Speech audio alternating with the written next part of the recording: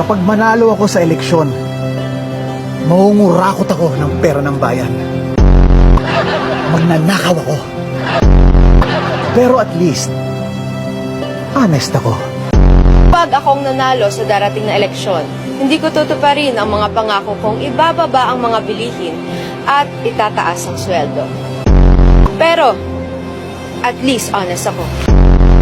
Kapag ako nanalo sa darating na eleksyon, gagamitin ko ang pondo ng gobyerno para makapag-travel at mag-shopping sa ibang bansa.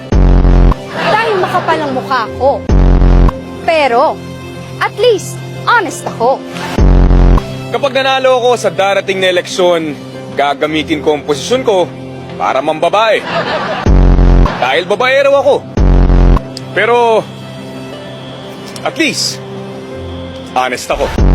Kapag nanalo ko sa darating na eleksyon, bibigyan ko ng puwesto sa gobyerno ang lahat ng mga kamag-anak at kaibigan ko. Dahil korap ako. Pero, at least, honest ako.